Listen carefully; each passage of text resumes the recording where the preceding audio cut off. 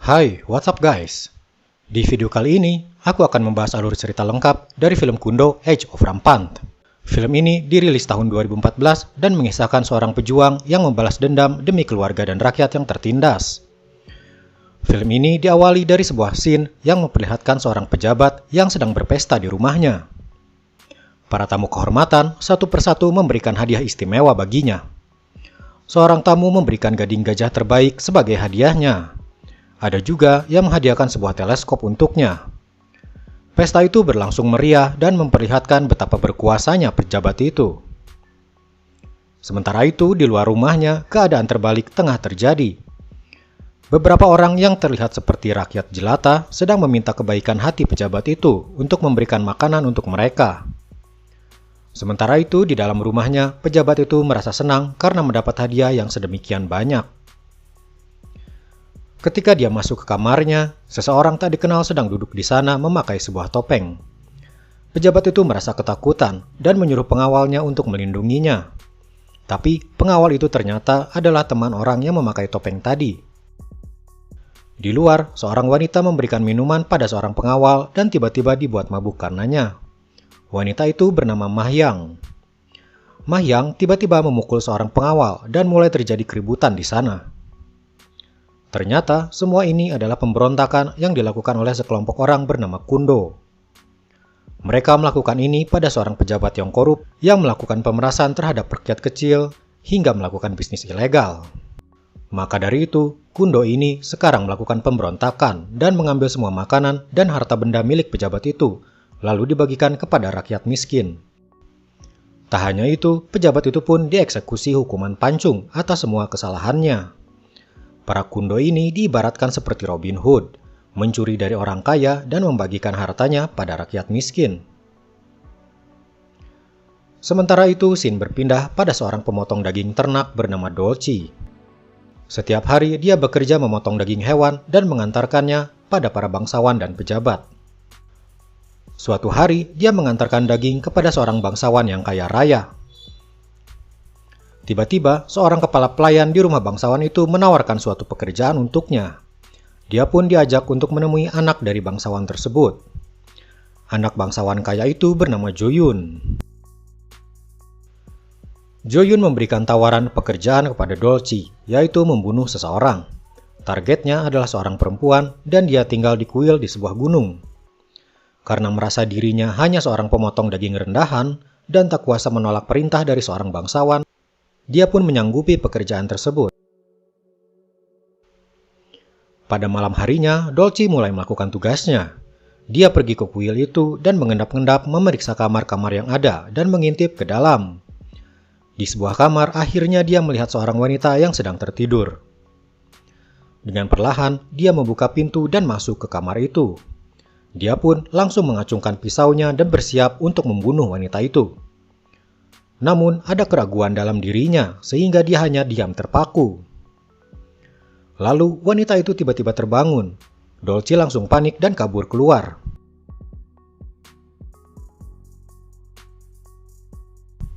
Di luar, seorang kepala kuil di sana melihat Dolci dan menghentikannya.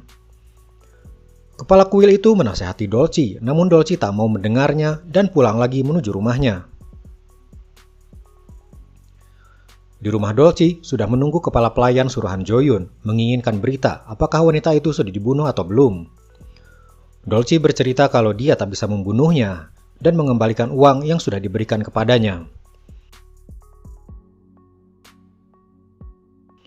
Joyun yang mendengar berita ini tak bisa menerimanya. Dia lalu mengutus kepala pelayan tadi dan beberapa prajuritnya untuk menghabisi Dolci. Dolci yang tak tahu apa-apa tiba-tiba diserang oleh para prajurit. Ibu dan adiknya juga tak luput dipukuli oleh mereka. Mereka bertiga lalu disekap di sebuah gudang. Dolci melawan mereka, tapi mereka malah membakar gudang itu.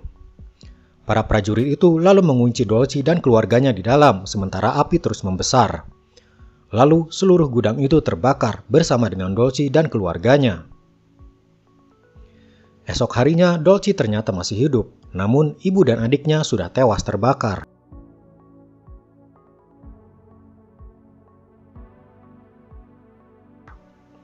Amarahnya memuncak dan dendam langsung terpancar di matanya. Dia langsung pergi ke tempat bangsawan Jo-yun berada dan menantangnya. Yang tidak diketahui Dolci, Jo-yun adalah seorang petarung handal. Bahkan dia mampu mengalahkan 10 orang prajurit dengan kekuatan dan skill bertarungnya. Dolci yang tak bisa bertarung kini dihabisi oleh Jo-yun sampai para pengawal datang dan menangkap Dolci.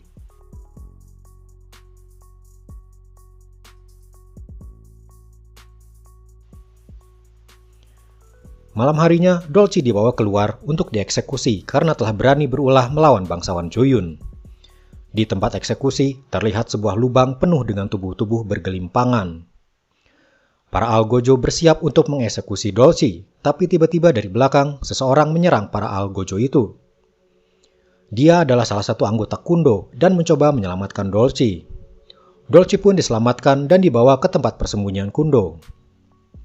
Tempat persembunyian itu berada di antara dua gunung, tersembunyi dari dunia luar. Dolci pun bertemu dengan para Kundo yang lain dan juga seorang guru, yang ternyata adalah kepala kuil yang pernah Dolci temui tempo hari. Yang membuat Dolci makin terkejut, di sana dia juga bertemu dengan wanita yang dulu Dolci akan bunuh. Ternyata wanita itu adalah salah satu selir bangsawan, ayahnya Jo-yun, dan dia sedang mengandung anak laki-laki. Waktu itu, Jo-yun menyuruh Dolci untuk membunuh wanita tersebut, karena dia tak ingin ada ahli waris lain yang akan menjadi saingannya. Ayahnya Jo-yun sudah tua dan sakit-sakitan, dan jika dia meninggal dan tak ada ahli waris lain, Jo-yun otomatis akan mewarisi semua kekayaannya. Tapi karena adanya selir ayahnya ini, Jo-yun berencana untuk membunuhnya, namun ternyata rencananya tak berhasil. Dan kini, wanita itu dalam perlindungan para Kundo. Dan Dolci sekarang pun sedang dibaiat untuk masuk ke dalam Kundo juga.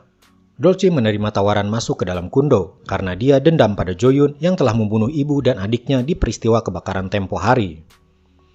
Dan selama 2 tahun, dia berlatih bela diri di hutan bambu untuk meningkatkan skill bertarungnya. Karena suatu hari nanti, dia ingin membalas dendam pada Jo-yun. Sementara itu, di tempat Jo-yun, dia makin berulah. Dia berpura-pura meminjamkan padi untuk para rakyat miskin untuk digunakan bertani oleh mereka. Tapi ketika mereka tak bisa membayar, lahan pertanian mereka akan Jo-yun rampas. Besarnya lahan pertanian yang Jo-yun rampas tak sebanding dengan pinjaman yang dia berikan kepada mereka. Jo-yun pun sengaja membuat surat perjanjian yang berisi persetujuan kalau mereka tak bisa membayar, lahan mereka akan diberikan secara sukarela, bahkan rela menjadi budak Jo-yun. Jo-yun memanfaatkan kebutahurufan mereka itu, sehingga walaupun mereka minta keadilan di pengadilan, mereka tetap kalah, bahkan ada beberapa yang dihukum.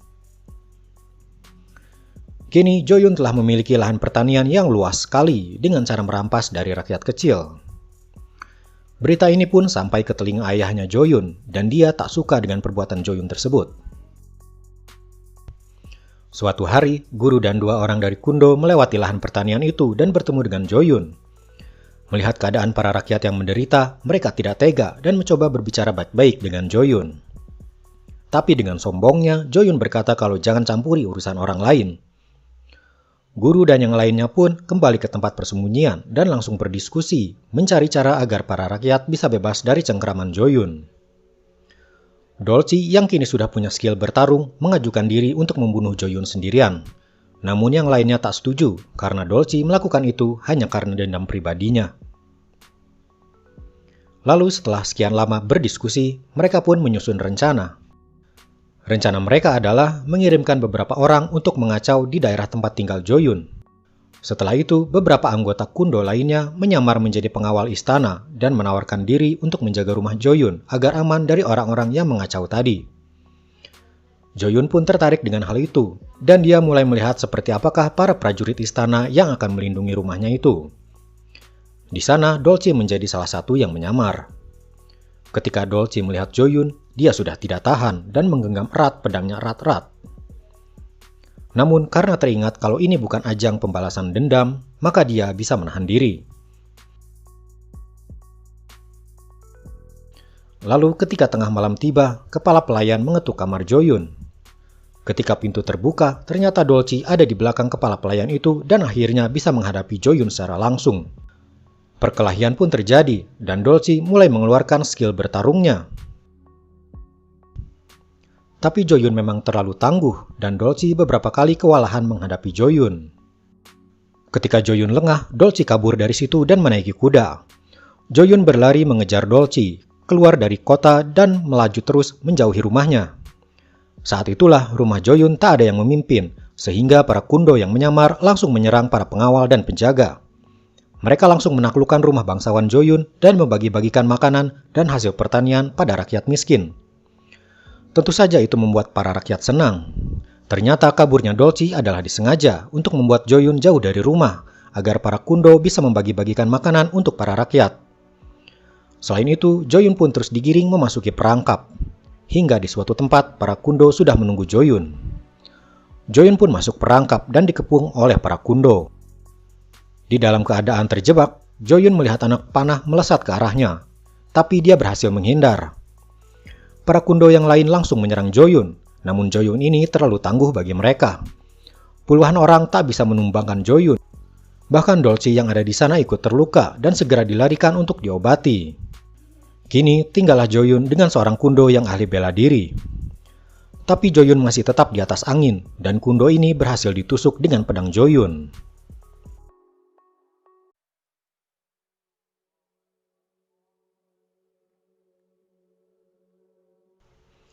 Sementara itu, Dolci dibantu oleh Ma Hyang tiba di kota dan berkata kalau Jo-yun terlalu kuat dan mereka gagal membunuhnya.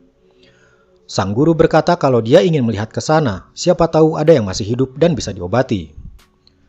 Ketika guru tiba di sana, Jo-yun muncul dari kejauhan dan tahu kalau semua ini ternyata ulah guru, kepala kuil yang waktu itu pernah ia temui.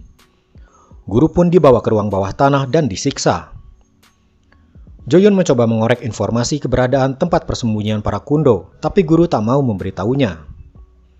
Sementara itu, di luar, para rakyat yang mengambil makanan pun ikut dihukum dan dibawa ke hadapan guru. Jo-yun bertanya sekali lagi pada guru di mana tempat persembunyian para kundo, tapi guru tetap diam. Dengan menggunakan cara lain, Jo-yun tiba-tiba membunuh para rakyat tak bersalah di hadapan guru, dan berkata kalau dia akan terus membunuh mereka sampai guru mengatakan di mana tempat persembunyian tersebut. Sementara itu, di tempat persembunyian, Dolci sedang diobati. Tiba-tiba, dari atas, sebuah panah api melesat ke arah pemukiman warga yang diikuti oleh panah-panah yang lain. Semua orang panik dan berlarian. Jo-yun dan para prajuritnya telah mengetahui tempat persembunyian itu dan langsung mengobrak-abrik tempat itu. Ma Hyang yang sedang menggendong anak dari selir bangsawan berusaha melindunginya dengan menggendongnya di belakang dan ditutupi kain. Dia pun ikut dalam pertarungan dengan memanah para musuh. Tapi musuh terlalu kuat dan Jo-yun pun melihat anak itu dan langsung paham bahwa anak itu adalah ahli waris saingannya. Dia mengambil anak itu dari Ma Hyang lalu membawa anak itu bersamanya pulang ke rumah. Sementara itu, Dolci datang terlambat. Melihat semuanya sudah mati dan tempatnya hancur berantakan. Dia pun langsung pergi ke tempat Jo-yun untuk membalas dendam. Di rumah Jo-yun, kepala pelayan melapor sesuatu kepada Jo-yun yang membuat Jo-yun panik. Ternyata anak yang dia bawa hilang. Dia pun mencari ke seluruh ruangan. Dan anak itu ternyata sedang digendong oleh ayah Jo-yun. Ayah Jo-yun kini mengetahui kalau ahli warisnya telah ditemukan. Ini membuat Jo-yun marah hingga dia mencekik ayahnya sendiri hingga ayahnya tewas. Sementara itu di luar sesuatu sedang terjadi. Dolci telah tiba di kota itu dan dengan menggunakan senapan mesin dia menembak semua prajurit yang ada di situ. Rakyat yang melihat itu terbakar semangatnya untuk ikut memberontak sehingga kini Dolci dibantu para rakyat menghabisi semua prajurit yang ada di situ. Lalu mereka pergi mendatangi rumah Jo-yun. Di dalam rumah, Jo-yun menggendong anak itu dan sepertinya tidak tega jika harus membunuhnya. Tak lama kemudian, Dolci telah tiba di rumah Jo-yun. Jo-yun keluar sambil menggendong anak itu. Pertarungan antara Dolci dan Jo-yun pun dimulai. Sambil menggendong anak itu, Jo-yun menghadapi Dolci sendirian. Mereka terus bertarung sambil terus pergi ke sebuah hutan bambu. Hingga pada suatu ketika, Dolci mengayunkan pisaunya dan hampir mengenai anak itu. Jo-yun menyelamatkan anak itu dari sabetan pisau Dolci, dan berakibat lehernya terkena tebasan pisau. Lalu tiba-tiba dari arah belakang, seseorang dari rakyat menusukkan tombak tepat ke arah Jo-yun. Dan begitulah kematian Jo-yun, tewas di tangan rakyatnya sendiri. Kini, tirani Jo-yun telah berakhir. Tak ada lagi bangsawan yang menindas. Rakyat pun telah terbebas dari cengkraman kekejaman Jo-yun. Dan film pun selesai. Nah, itulah guys, seluruh alur cerita dari film kundo The Age of Rampant. Film ini mengisahkan suatu kondisi di mana rakyat yang ditindas oleh pemimpinnya suatu saat akan memberontak dan mendapatkan keadilan. Maka jadilah pemimpin yang adil dan bijaksana yang dapat mensejahterakan rakyatnya. Oke, segitu dulu aja video kali ini. Kalau ada request film lainnya, silakan komen di bawah. Terima kasih sudah menonton. Sampai jumpa di video selanjutnya.